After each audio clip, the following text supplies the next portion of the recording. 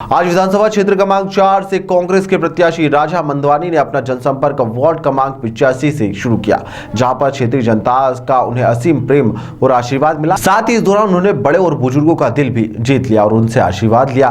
साथ ही आज हमारी टीम कांग्रेस के प्रत्याशी राजा मंगवानी से बात करने के लिए पहुंची, जहां पर विकास सहित कई मुद्दों को लेकर उनसे बातचीत की गई, जहां पर उन्होंने जीत को लेकर वह काफी आश्वस्त नजर आए। उन्होंने कहा कि इस बार जनता परिवर्तन चाहती है। किस प्रकार का जन समर्थन आपको मिल रहा है राजा जी, किस प्रकार का आशीर्वाद मिल रहा है? मैं जिन जिन वार्डों में गया हूँ, जब गया हूँ, हर तरफ एक तो खुशी और उल्लास का माहौल है कि इस मर्तबा सब लोग खुश हैं कि इस मर्तबा हम कांग्रेस के लिए परिवर्तन करेंगे।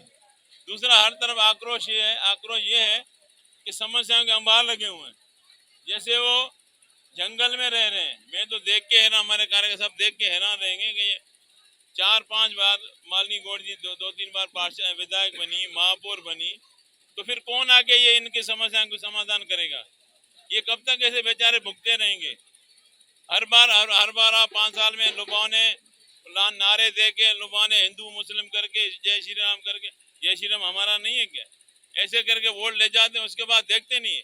अब और का भगवान आगे वो यहाँ समाधान, इतनी बड़ी पोस्ट पे रह के एक बार नहीं 3-3 4-4 बार महापौर रहते हुए, बहुत दुखद अंदर घड़ी है और कोई सुनने वाला नहीं। इसमें तभी जनता आक्रोश में और इसमें परिवर्तन करके रहेगी। राजा जी, जैसा इस बार देख रहे हैं लगातार स्मार्ट सिटी का तमगा मिला हुआ है, लेकिन रोडों की हालत खस्ता है। कांग्रेस का क्या मैनिफेस्टो है, क्या सोच रही है कांग्रेस अगर शासन में आती है, आप विधायक चुने जाते हैं, तो क्या आपने सोच रखा है? मैंने देखे, मैं पहले भी कई बार चुका हूँ, मैं अलग से 4 नंबर विधानसभा का मास्टर प्लान बनाऊंगा, अलग से उसका विस्तार करेंगे। हमने हर 13 वार्ड है, 13 वार्ड में विधायक प्रतिनिधि कार्यालय खुलेंगे। हम इधर काम करने आए, सेवा करने आए। मैं शुरू से 25-26 साल से सेवा कर रहा हूँ, अभी भी सेवा करने के उद्देश्य में राजनीति में आया हूँ। लोग बोल रहे हैं कि राजनीति में नए हो, समाज सेवा, ये राजनीति में समाज सेवा ही है ना। लोग अपनी समस्याओं के समाधान के लिए हमें वोट देते हैं, तो हम जन सेवक हुए। ये चीजें फिर बाद में हम नेता बन के भूल जाते हैं। हम इस मर्तबा पूरी ये प्रथा चेंज करेंगे, सिर्फ और सिर्फ जनता की सेवा करेंगे। राजा जी, कई बार आरोप प्रत्यारोप हम लोग देख रहे हैं विपक्ष की तरफ से लगाए जा रहे हैं, नागरिकता को लेकर, भारतीय नागरिकता को लेकर कई सवाल उठ रहे हैं, उस विषय पर क्या कहना चाहेंगे? देखें, जब मेरे खिलाफ सामने वाली पार्टी को, उन लोगों को कुछ नहीं मिला, तो शुरू से जब से मैं आया हूँ, ये है वो ये है नागरिक, जब माननीय न्यायालय ने उनकी रिट खारिज कर दी, उसके बाद निर्वाचन आयोग वहां से रिट खारिज हो गई, तो उनकी पूरी कोशिश थी बीजेपी वालों की ये हमारी सीट निकल रही है, क्योंकि उन्होंने विकास किया ही नहीं, सिर्फ बांट के नहीं, वो कहें सिंधी ऐसा है, पाकिस्तानी ऐसा है, वो ऐसा है, इन्होंने हमेशा यही राजनीति की है, तो उनकी सीट खिसक रही थी।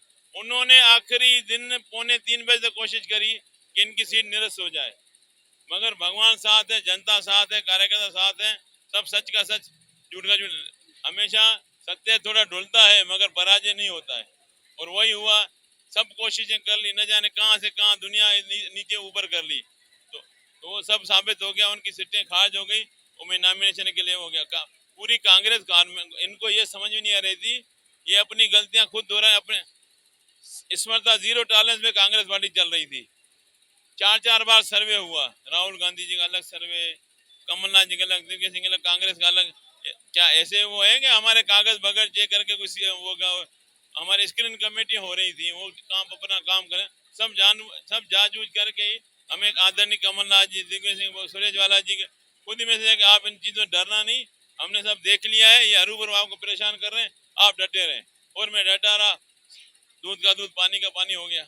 राजा जी, भीतर घात की कई बार मीडिया के माध्यम से हम लोगों को भी सूचनाएं मिल पाई हैं, क्या है, अक्षय कांति बम जी ने भी अपनी दावेदारी प्रस्तुत करी थी, प्रेस कॉन्फ्रेंस भी हुई, समाज के लोगों ने भी यहाँ पर मुद्दा उठाया था कि नया चेहरा बीजेपी से आए हैं और टिकट एकदम मिला है, उस विषय पर क्या कहना चाहिए? पहले तो बीजेपी से मैं आया ना, मैं बीजेपी का मेंबर भी नहीं रहा हूँ। फिर दूसरा, अक्षय बम जी और दावेदारी करना सबका अधिकार है, लोकतंत्र देश है, लोकतंत्र पार्टी है, टिकट तो एक ही मिलती है, और इस मरतबा पूरा सिस्टमेटिक तरीके से टिकट मिली है, किसी कहने मुझे नहीं हुए। उसके बाद अक्षय बम जी को थोड़ी बहुत नाराजगी तो उनके लोगों में होती है, जो 6 महीने से उनके साथ थे, तो बाकी कोई ऐसी, उसके बाद हम मिलके अभी कांग्रेस के लिए काम कर रहे हैं। राजा जी, हम लोग लगातार देख रहे हैं सिंधी बाहुल्य क्षेत्र 4 नंबर विधानसभा है। हमने बीजेपी का भी इंटरव्यू करा, बीजेपी के कैंडिडेट का भी हमने इंटरव्यू करा। उनका कहना है सिंधी फैक्टर किसी प्रकार कोई काम नहीं करेगा। आप क्या कहना चाहेंगे उस विषय पर? सिंधी फैक्टर कोई काम नहीं करेगा। इसके पहले भी 2 बार सिंधी समाज से कैंडिडेट हुए हैं, उनको भी शिकस्त दी है। उनका ये मानना है कि इस बार भी शिकस्त होगी। आपका क्या विचार है? देखें, जब जब कांग्रेस ने सिंधी पार्टी को, सिंधी आदमी को टिकट दी है, तब तब सिंधी समाज ने सिंधी लोगों को टिकट वोट दिए हैं। उदाहरण पहले माटा जी को दी, माटा जी जीत गए। दूसरी बार मंगवानी जी को दी, उन्होंने 17,000 लीड की। पहले 17,000 में हारा था, ये 14-15,000 में हारा, तो सारा समाज ने उसको वोट दिया। और 28,000 दूसरी बार फिर तो माटा पार्षद बने। अभी 5वीं बार, मतलब 4थी बार विधायकी में मुझे। तो हर बार जब जब पार्टी ने, कांग्रेस पार्टी ने सिंधी समाज ने वोट दिया है, और इस बार तो और बढ़ के देगा। दूसरी तरफ बीजेपी का वोट कहाँ जाता है? सिंधी समाज या व्यापारी आज तक एक बार टिकट नहीं दिए। तो सिंधी समाज सब समझ चुका है कि सिर्फ हमें ठग रहे हैं, बेवकूफ बना रहे हैं, कोई समस्या का समाधान नहीं हो रहा है। और उनको जब वोट करते हैं उसके टाइम पे बीजेपी के केंद्र में गवर्नमेंट उनकी, प्रदेश में उनकी, नगर निगम, इसके बावजूद व्यापारी लोग सब परेशान है। उनका वो बोलते हैं कि हमारा दोष क्या? दोष है कि हम बीजेपी को वोट देते हैं, आइंदा से ये गलती नहीं करेंगे, इसलिए उनको डर लग रहा है। एक बड़ा व्यापारी वर्ग विधानसभा 4 में आता है। कई बार चंदाखोरी को लेकर भी व्यापारी परेशान रहता है। इस विषय पर क्या कहना चाहेंगे? बिल्कुल वो परेशान है। मैं हमेशा कहता हूँ, व्यापारी बेचारे 8-9 बजे दुकान पे जाते हैं, 10 बजे जाते हैं, रात को 10-11 आते हैं। दुनिया भर की टैक्स, 16 टैक्स तो नगर निगम की है, इवन उनके बोर्ड लगाने पे टैक्स है। उसके बाद वसूलियाँ उगाइयाँ होती हैं, वो पे करें, फिर जाके बच्चों का पेट पालें। तो आखिर उनका क्या दोष है? हर पार्टी अपने वोटर का ख्याल है, उसके वो होते हैं, उनको वोट भी देते हैं, उसके बाद उनको रिटर्न में उनको तकलीफें, कभी ये लाइसेंस लगाओ, कभी ये लाइसेंस लगाओ, कभी ये प्रक्रिया करो। व्यापारी का हमेशा देश के, शहर के, प्रदेश के विकास में योगदान होता है, तो उनको तो सहूलत मिलनी चाहिए ना। उनको तकलीफ दे देते। एक तो आधा कारोबार उनका ऑनलाइन ले गई, और आधे में ये उलझा रहे हैं। तो ये सारे इसमें व्यापारी सब समझ चुके हैं, सब मिलके इसमें परिवर्तन करेंगे। एक आखिरी सवाल राजा जी, विधानसभा 4 को अयोध्या के रूप में देखा जाता है। आपने क्या सोच रखा है? अयोध्या को किस हद तक लेके जाएंगे? हमारे को यही जानकारी मिली थी राम मंदिर को लेकर भी आपने एक प्रस्ताव रखा है, तो इस विषय पर क्या कहना चाहेंगे? पहले तो एक बात देखें, अयोध्या हमारे श्री राम भगवान जी, उन्होंने वचन की खातिर 14 साल वनवास काटा। वहाँ जहाँ न्याय होता था, अन्याय की गुंजाइश ही नहीं थी। तो ये अयोध्या कैसे? ये सारा दिन उगाइयाँ वसूलियाँ हो रही हैं। पहले तो ये अयोध्या कैसी है? उसके बाद बगैर राम मंदिर के अयोध्या कहाँ है, कैसी होती है? आप देखा है 4 नंबर अयोध्या, ये तो सिर्फ बहकावा। ये वही मैं बोला, हिंदू मुस्लिम ये करके वोट लेते हैं, करते कुछ भी नहीं है। और हाँ, ये मैंने वायदा जरूर किया है कि हम जीत के आएंगे, 4 नंबर में भव्य राम मंदिर बनाएंगे, इसको असली अयोध्या बनाएंगे, जहाँ उगाइयाँ नहीं होगी, जहाँ वसूली नहीं होगी, सिर्फ न्याय और न्याय होगा। ये मैं चैलेंज से कहता हूँ। हमारे साथ में और भी आपके साथ में कार्यकर्ता हैं, बता रहे हैं पानी को लेकर काफी समस्या है विधानसभा 4 में, उसको लेकर क्या करेंगे? पानी, ड्रेनेज, हर तरह उनको जो मूलभूत सुविधा है ना, बेचारे बोल रहे हैं हम फीस भर भर के थक गए हैं। कभी ये आता, कभी तो यहाँ पार्षद, यहाँ का बीजेपी का विधायक 4 बार से, और महापौर यहाँ की मालिनी भाभी रह चुकी हैं। इसके बावजूद वे इतनी सारी छोटी छोटी सहूलतों से वो वंचित हैं। तो ये क्या उनके साथ कोई दुश्मनी निभाई जा रही है? उनका कोई दोष क्या है? दोष यही है कि उनको वोट दिया जा रहा है।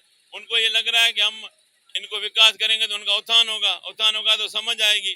उनको दबा के रखना चाहते हैं, यही एक सोच हो सकती है। आप एक पढ़े लिखे कैंडिडेट हैं, कांग्रेस ने आपको उतारा है। शिक्षा को लेकर एक आखिरी क्या सोच है आपकी? क्या विधानसभा 4 में लागू करेंगे शिक्षा को लेकर? मैं पहले MA इकोनॉमिक्स हूँ। मैं ये सबसे मूलभूत जो 3 चीजें होती हैं, शिक्षा, स्वास्थ्य और पानी, बिजली।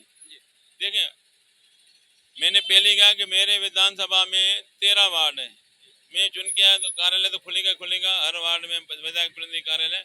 साथ में हर वार्ड में आदर्श क्लिनिक हॉस्पिटल खोलूंगा, आदर्श क्लिनिक स्कूल खोलूंगा, जहाँ पे प्राइवेट जैसा माहौल मिले। उसके बाद हमारे क्षेत्र में आंगनबाड़ी आती है, उनकी बहुत दयनीय हालत है, तो उनका विस्तार करके उनको, बच्चों को, जो इधर तो लोग ये बोलते हैं कि बच्चे हमारे भविष्य हैं, तो बच्चे भविष्य के साथ खिलवाड़ हो रहा है। यहाँ इतनी बड़ी आंगनबाड़ी, न कोई फर्नीचर है, न टेबल है, न क्या शौचालय तक नहीं है। तो ये क्या मतलब बोल अब योगा सेंटर के योगा करते हैं हमारे मोदी जी। लाल बाग में हम बोल रहे हैं कि लाल बाग रोड पे वॉक करते हैं लोग, तो हम पर्वतीय विभाग में उनमें हम वहाँ जॉगिंग ट्रैक बनाए, हम गार्डन बनाए, हम योगा सेंटर बनाए, महिलाओं के लिए अलग बनाए। तो कुछ भी नहीं, बच्चे हमारे स्पोर्ट्स में रुचि रखते हैं, उनका वहाँ स्टेडियम बनाए। ये सारी चीजें मैं वायदा करता हूँ, हम आएंगे, सब करके दिखाएंगे।